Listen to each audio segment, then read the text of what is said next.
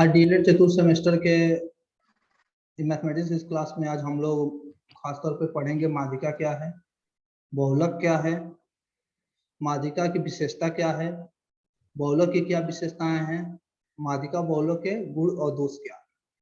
ये क्वेश्चन भी कभी कभी परीक्षाओं में पूछ दिया गया है। इसके बाद नेक्स्ट जो सेशन होगा हम लोगों का माध्यिका पे, उसमें हम लोग माध्यिका और बहुलक से संबंधित सवाल को लगाएंगे। जो अगला जो हमारा सेशन होगा उसमें हम इस पे जितने भी सवाल होंगे उन सवाल के बारे में हम लोग देखेंगे। तो आइए शुरू करते हैं कि माध्यिका क्या है। सबसे पहले तो माध्यिका के डिफिनेशन देखते हैं। किसी श्रेणी या समूह को आरोही या अवरोही क्रम में लगाने को उसके मध्य में जो मान आता है वह उस श्रेणी या समूह का मध्यांक या माध्यिका कहलाता है। यानी कि हम गणितीय आंकड़े ले लें, किसी गणितीय आंकड़े को उनको बढ़ते हुए या घटते हुए क्रम में पहले उनको लगा दें, उसके बाद हम दोनों तरफ के जो मध्य में जो भाग आता है, जो मान आता है, वो उस श्रेणी का माध्यिका कहलाता है। माध्यिका की बहुत सारी डिफिनेशन दी गई है। इसके कार्नर के अनुसार एक माध्यिका की और डिफिनेशन दी गई है, जो है माध्यिका आंकड़ों की श्रेणी का वह चल मूल्य है जो समूह को दो इस प्रकार के भागों में बांटता है कि एक भाग में सारे मूल माध्यिका से अधिक तथा दूसरे भाग में सारे मूल माध्यिका से कम होते हैं। यानी एक सीरीज मिलती है। अब हम बीच में अगर जीरो मान लें तो एक तरफ क्या होगा, बहुत ज्यादा मान मिलेंगे या एक तरफ कम मिलेंगे। यानी कि जब भी माध्यिका हम लगाते हैं तो माध्यिका के जब भी मूल्य पता चलता है तो जो मध्य भाग होता है, माध्यिका का जो मान होता है, उसके एक तरफ जो होता है अधिक वैल्यू होते हैं, एक तरफ कम वैल्यू होते हैं। ये कार्नर के अनुसार डिफिनेशन थी। कुछ माध्यिका से संबंधित है जो याद करने योग्य है, कभी कभी परीक्षाओं में 1-2 नंबर में पूछ देता है। इस तरह के कुछ क्वेश्चन आ सकते हैं, जैसे कि माध्यिका में दिए गए आंकड़ों को दो समूह में विभक्त करती है, जिसके एक समूह के प्रत्येक मान माध्यिका से कम और दूसरे पद में माध्यिका से अधिक होते हैं। इस पर हम बात कर रहे थे। दूसरा है, दिए गए आंकड़ों में माध्यिका ज्ञात करने के लिए सर्वप्रथम उन्हें आरोही अवरोही क्रम में लिखना पड़ता है। ये अनिवार्य है। कभी माध्यिका निकालेंगे और आरोही अवरोही क्रम में नहीं लिखते हैं तो जो भी वैल्यू आएगा वो गलत आ सकता है। इसलिए हमें सबसे पहले सबसे जरूरी है कि जब भी हम माध्यिका निकालें तो उसको आरोही या अवरोही क्रम में अनिवार्य रूप से लिखना पड़ता है। उसके बाद उसके गुणों को देख लिया जाए। माध्यिका के जो गुण है, तो माध्यिका को सरलता के साथ ज्ञात किया जा सकता है। माध्यिका बहुत आसानी से निकाला जा सकता है। माध्यिका पर असाधारण इकाइयों का कोई प्रभाव नहीं पड़ता। नेक्स्ट है, माध्यिका निश्चित होती है और गुणात्मक विशेषताओं के आधार पर यह बहुत उपयोगी होती है। ये माध्यिका के कुछ गुण हैं जिसको आपको जानना चाहिए। दोष की बात किया जाएगा तो सरल गणितीय क्रिया द्वारा इसे जानना कठिन। अगर हम सिर्फ अनुमान लगा के माध्यिका को नहीं निकाल सकते, क्योंकि कभी कभी सीरीज मान लो कि 1, 10, 5, 20, 25, 50 आ जाए, हम कहें कि इसमें माध्यिका क्या है, तो आप उसको अनुमान से नहीं लगा सकते या सरल गणितीय विधि द्वारा उसको नहीं सॉल्व कर सकते। इसलिए थोड़ा सा जानना इसको कठिन होता है। जानने के हम जान ही जाते हैं, परंतु कभी कभी ये कठिन होता है। इसका बीजीय विवेचन संभव नहीं है। तीसरा है, माध्यिका ज्ञात करने के लिए पदों का आरोही अवरोही क्रम में रखना पड़ता है। इसमें समय लगता है और असुविधा भी होती है। मान लो कभी 2, 4, 10 अगर है, अगर गणितीय कुछ अंक दिए गए हैं तो उन्हें तो निकालना आसान होता है, परंतु जब लंबी सीरीज हो जाती है, श्रृंखला हो जाती है, अब चूंकि वो भी एक श्रेणीबद्ध होता है और अश्रेणीबद्ध होता है, तो श्रेणीबद्ध जो होती है जैसे कि 1 से लेकर 10 तक है, उसको तो माध्यिका हम जानते हैं 1 से 10 तक है तो 5 माध्यिका हो जाएगी, बीच में 5 आ जाए, परंतु वो इधर उधर हो, 1 के बाद 5 आए, 7 आए, 10 आए, 12, 15, 16, 17, 18, 20, 25 अगर अंक सीरीज आ जाए तो उसमें उनको जब हमको निकालने के सबसे पहले आरोही या अवरोही क्रम में रखना पड़ता है। ऐसी स्थिति में आरोही और अवरोही क्रम में रखने में काफी परेशानियों का सामना करना पड़ सकता है। तो ये कुछ माध्यिका के गुण और दोष थे। इसमें एक और देख लेते हैं, माध्यिका की आवृत्तियों की कुल संख्या से गुणा करने पर मूल्यों के योग पर कोई प्रभाव नहीं किया जाता। जब माध्यिका, एक और है देख लो, जब मध्य में दो पदों के मध्य आए तो माध्यिका सही से ज्ञात नहीं किया जा सकता। माध्यिका की उपयोगिता के बारे में हम थोड़ा देखते हैं कि माध्यिका अब नेक्स्ट है कि माध्यिका की क्या उपयोगिता है। माध्यिका की उपयोगिता, हम माध्यिका को कहाँ प्रयोग करते हैं या माध्यिका को कैसे हम ज्ञात कर सकते हैं, इसको देख लो। और चूंकि आंकड़े देखो, आंकड़े दो तरह के होते हैं, अनग्रुप्ड होते हैं, ग्रुप्ड होते हैं। ग्रुप डाटा होते हैं, उनको निकालना और अनग्रुप डाटा निकालना, दोनों के मेथड अलग अलग है। यहाँ अवर्गीकृत आंकड़ों की माध्यिका निकालने की बात की गई है। तो माध्यिका ज्ञात करने के सबसे पहले उनके पदों को आरोही और अवरोही क्रम में व्यवस्थित कर लेते हैं। जैसा कि पहले ही बताया गया है कि हमको माध्यिका निकालने का सबसे पहला काम जो यही है कि दिए गए अनग्रुप का अगर डेटा है तो सबसे पहले हम उनको आरोही या अवरोही क्रम में बढ़ते या घटते क्रम में व्यवस्थित कर लेते हैं। इतना आप काम कर लिए गए तो पदों की संख्या ज्ञात कर लेते हैं। पदों की संख्या ज्ञात करने के बाद हम माध्यिका का जो फॉर्मूला होता है उसको अप्लाई करते हैं और माध्यिका आसानी से ज्ञात कर लेते हैं। जैसे है फिर श्रेणी के मध्य का मान अथवा दो मध्य पदों के मानों का मध्यमान यदि श्रेणी के पदों की संख्या क्रमशः सम या विषम हो तो ज्ञात कर लेते हैं। सबसे पहले ये है कि हम उनको क्या करते हैं, आरोही अवरोही घटते या बढ़ते क्रम में व्यवस्थित करते हैं। फिर हम कुल पदों की संख्या को देखते हैं कि वो सम है या विषम है। सम है तब अलग फॉर्मूला होता है, विषम है तो अलग फॉर्मूला होता है।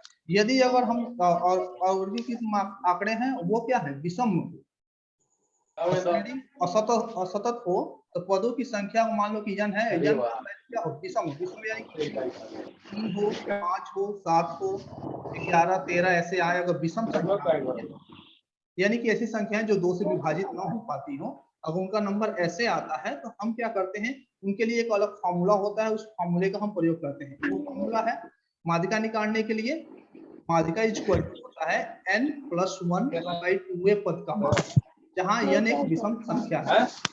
सपोज डेट मान लो कि एक n का वैल्यू अगर 5 क्या है, विषम संख्या है। तो हम यहाँ को माध्यिका अगर निकालना हो तो हम क्या करेंगे, n की जगह वो 5 रख देंगे तो 5+1/2 यानी 6/2 यानी 3। अब आरोही अवरोही क्रम में सजाने के बाद शुरू से जो तीसरा मान आएगा वह उस दिए गए श्रेणी का माध्यिका होगा। इसको हम लोग कल बहुत सारे सवाल लगाएंगे। माध्यिका से संबंधित जितने तरह के सवाल परीक्षाओं में पूछी जाती हैं उन सारे सवालों को हम अगले सेशन में जो है उसको कवर करेंगे और लगाएंगे। फिलहाल आज हम फॉर्मूले पे बात करने वाले हैं, उनकी विशेषताओं पे बात कर रहे हैं। तो आगे बढ़ते हैं। ये तो था कि जब आंकड़े क्या हो, विषम हो। अगर आंकड़े सम हो तब क्या करेंगे, जब आंकड़े जो हो सम हो तब उसके लिए हम क्या करने वाले हैं उसके लिए देखते हैं। और दूसरा है कि असत श्रेणियों के लिए मतलब कोई अगर वो तो सतत है, असतत श्रेणी आ जाए तब क्या आंकड़े कैसे करते हैं।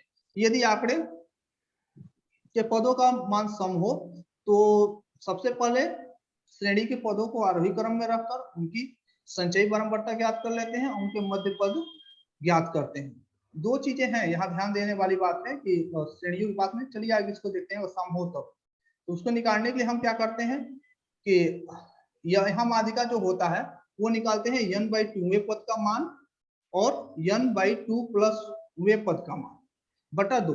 यानी कि हम सबसे पहले माध्यिका निकालने के लिए हम कुल जो सम संख्या होता है तो n+2 पद का मान और n/2 + 1 पद के मान के योगफल का आधा याद करके, यदि ये कंडीशन कब है जब सम आता है तब, तो हमको एक फॉर्मूला मिल जाता है माध्यिका इक्वल टू n/2 पद का मान और n+2 पद का मान का आधा बाई पूरे का 2 होता है। दो फॉर्मूले हमारे पास है। अगर विषम हो तो n+1/2 पद का मान, अगर सम हो तो n/2 पद का मान और n/2 + 1 वे पद का मान बटा 2। इस तरह हम क्या करते हैं सतत और असतत श्रेणियों का अभी तो ये असतत श्रेणियां जब होती है तब निकालते हैं। वो अगर सतत श्रेणियां आए तब हम क्या कर सकते हैं उसके बारे में भी आगे देखेंगे। यहाँ जो तीसरा जो आता है वो थे अवर्गीकृत किंतु सारणीबद्ध आंकड़ों की माध्यिका। कभी कभी क्या होता है, एक तो सीरीज में हो जाता है, पहले हम जो देख रहे थे उसमें कैसे आंकड़े दिए जाते, उसमें दिए जाते 1 2 3 4 5 6 7 8 में माध्यिका ज्ञात कीजिए। परंतु कहीं कहीं होता है कि पद दे देता है, जैसे देता है कि एक क्लास में 10 बच्चे हैं, 1 2 3 4 5 नाम के बच्चे हैं और वो 5 7 8 10 12 अंक पाए होंगे, किसी विषय में अंक पाए होंगे, मतलब पद भी दे देता है और बारंबारता भी दे देता है। यानी कि पद और बारंबारता हो तब हम आंकड़ों को कैसे निकालते हैं। यहाँ देखिए दिया है कि यदि किसी चर x से संबंधित प्रेक्षण यानी पद जो दिए हो x1 x2 x3 xn तक दिए हो और जिनकी संगत बारंबारताएं क्रमशः f1 f2 f3 fn हो तो इनकी माध्यिका निकालने की विधि क्या होगी। इसकी माध्यिका निकालने के लिए हम सबसे पहले क्या करते हैं कि सर्वप्रथम आरोही क्रम में उनको लिख लेते हैं, फिर प्राप्त आंकड़ों की संचयी बारंबारता बनाते हैं। संचयी बारंबारता हम संचयी बारंबारता बनाने के बारे में हम जब सवाल लगाएंगे तो मैं आपको बता दूंगा संचयी बारंबारता कैसे बनाया जाता है। फिर माध्यिका का पद यम यम माध्यिका का हम एक पद निकाल लेते हैं, यानी वहां देखते हैं कि अगर कुल बारंबारता जो है यन की संख्या, वहां भी देखते हैं कि बारंबारता सम है या विषम है। यदि बारंबारता क्या हो, विषम हो तो n प्लस 1/2 ये ज्ञात कर लेते हैं, अगर सम हो तो n प्लस n/2 प्लस 1/2 एक पद का मान भी हम ज्ञात कर लेते हैं। हम माध्यिका अगर क्या हो, यहाँ दिया है कि माध्यिका का पद हम ज्ञात करते हैं n प्लस 1/2 से ज्ञात करते हैं, जहाँ n कुल बारंबारता है। फिर तत्पश्चात जांच करते हैं कि माध्यिका का पद यम किस संचयी बारंबारता के अंतर्गत आता है। यहाँ जब श्रेणी में दिया होता है, पद और बारंबारता दिया था, तब हम इस तरह के इन चरणों का हम उपयोग करते हैं। पांचवा जो पद होता है वो चतुर्थ पद में प्राप्त संचयी बारंबारता की संगत पद ही अभिष्ट माध्यिका को दर्शाता है। क्योंकि यहाँ भी आपको समझ में थोड़ा कम आ रहा होगा, परंतु जब हम सवाल लगाएंगे तो ये बहुत अच्छी तरह से समझ में आ जाएगा। आगे बढ़ते हैं बहुलक। देखिए माध्यिका आपके 4th सेमेस्टर में माध्यिका और बहुलक की है। माध्यिका के बाद बहुलक एक इंपॉर्टेंट है, और बहुलक बहुत ही आसान होता है। बहुलक उस मूल्य को कहते हैं जो किसी समूह या श्रेणी में सबसे अधिक बार आता है, जैसे 1 7 2 3 5 6 4 3 2 3 आंकड़ों में प्राप्तांक 3 सबसे अधिक बार आया, क्योंकि यहाँ 3 कितनी बार आया, 3 अगर देखा जाए 3 यहाँ 3 बार आया होगा, परंतु अन्य आंकड़े जो हैं वो उतनी बार नहीं है। 1 1 बार है, 7 1 बार है, 2 2 बार है, 4 2 बार है, 6 1 बार है, परंतु 3 अगर देखा जाए तो 3 यहाँ 3 बार है, यानी कि 3 सबसे ज्यादा आया है। इसलिए दिए गए आंकड़ों में 3 जो है उसका बहुलक है। यानी कि जो बहुलक होता है किसी श्रेणी या किसी भी जो भी आंकड़े दिए गए हैं उसमें जिसकी वैल्यू सबसे ज्यादा बार होती है वो उसका बहुलक कहलाता है। वास्तव में उस श्रेणी के सर्वाधिक घनत्व को प्रदान करता है, यानी कि प्रतिनिधित्व करता है। उस श्रेणी में सबसे और ज्यादा घनत्व जिसका होता है वही उस श्रेणी का बहुलक कहलाता है। बहुलक के बाद बहुलक की कुछ डिफिनेशंस को और भी दिए गए हैं, उनको भी हम देख लेते हैं। आंकड़ों में सबसे अधिक आवृत्ति वाले पद को बहुलक कहते हैं। किसी वितरण का बहुलक वह मूल्य है जिनके चारों ओर सर्वाधिक पद केंद्रित, वही मूल्यों की श्रेणी का सर्वाधिक प्रतिरूप माना जा सकता है। ये क्रॉस्टन एंड काउंडेन है, उनके अनुसार ये परिभाषा दी गई है। ये तो बहुलक देखिए परीक्षाओं में जो होता है बहुलक की डिफिनेशन ही पूछता है, या कोई आंकड़े दे देता है, पूछता है कि इसमें बहुलक कौन सा है।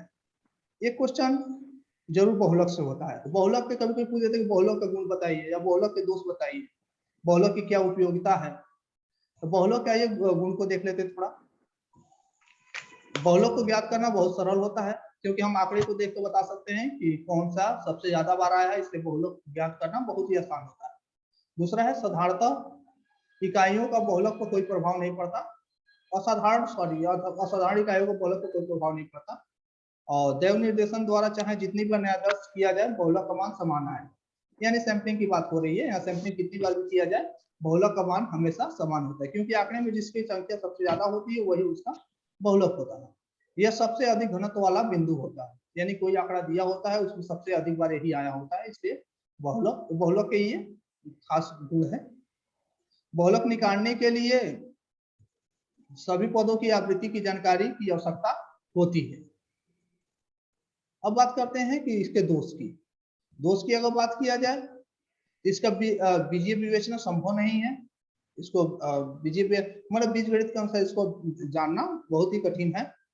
यदि सभी पदों की आवृत्ति समान हो तो बहुलक नहीं निकाला जा सकता। मान लो कि अगर एक से सभी पदों का मान लो कि 2 2 बार है, 3 2 बार है, 4 2 बार है, अगर सब समान ही है तो बहुलक नहीं निकाला जा सकता। क्योंकि किसको निकालो, 2 भी 2 बार, 3 भी 2 बार और 5 भी 2 बार, हम बहुलक नहीं निकाल सकते, क्योंकि सबके आंकड़े क्या है, समान है। ये एक दोष है कि अगर समान आंकड़े वाले कोई डेटा मिल जाता है तो उसमें बहुलक ज्ञात करना संभव नहीं। साधारण अंक गणितीय क्रियाओं द्वारा बहुलक नहीं निकाला जा सकता। पदों की संख्या से बहुलक का गुणा करने पर कुल योग मालूम नहीं हो सकता। श्रेणी को आरोही क्रम में रखना जरूरी होता है। अगर श्रेणी आरोही क्रम में रखना, ये तो माध्यिका और बहुलक दोनों में ही इंपॉर्टेंट पद है, इसलिए आपको ये करना ही पड़ेगा। इसके बाद होता है यह पदों की आवृत्ति पर निर्भर करता है। इसमें कभी कभी अति भ्रामकता फल भी प्राप्त होते हैं, यानी कि कभी कभी क्या होता है, और बहुलक निकालते समय कई आंकड़े ऐसे लगेंगे कि नहीं ये सही है, फिर लगेगा कि नहीं वो सही है। आप भ्रमित भी होने के चांसेस होते हैं। इसकी वजह से थोड़ा ध्यान नहीं देने पे बहुलक जो है वो दिए गए आंकड़े का बहुलक कभी कभी गलत भी निकल जाता है। तो ये इसके कुछ दोष है। इसके बाद अगर आ जाता है कि बहुलक ज्ञात किया जाए कब, जब असमूहित हो, अनग्रुप डेटा हमारे पास। कभी कभी इसमें भी पद और फ्रीक्वेंसी आ जाता है, तब हम कैसे निकालते हैं। तो उसको निकालने के लिए सर्वप्रथम दिए गए आंकड़ों की प्रत्येक बारंबारता को देखते हैं। मान लो कि अगर x इक्वल टू 1 2 3 दिया हो और उसके संगत जो है वो f जो फ्रीक्वेंसी दिया है 5 7 9 दिया है, हम देखते हैं कि 1 2 3 के 5 7 9 के सापेक्ष कैसे हैं। सबसे पहले हम बारंबारता को देखते हैं। 1 का 3 है, 2 का 7 है और 3 का 9 है। तो उसमें जो सबसे ज्यादा बार आया होता है, दूसरे अगर टर्म में देखा जाए, जो आंकड़ा सर्वाधिक बार मौजूद हो वो उसकी बारंबारता होता है। ठीक है, यहाँ कहने का मतलब है कि अगर कोई पद और बारंबारता दिया हो तो हम देखते हैं कि किस पद की बारंबारता सबसे ज्यादा है। जिस पद की बारंबारता सबसे ज्यादा होती है वह दिए गए आंकड़े का बहुलक होता है। उम्मीद है कि ये तो थ्योरेटिकल पार्ट था। उम्मीद है कि आप लोगों को ये थ्योरेटिकल पार्ट समझ में आया होगा।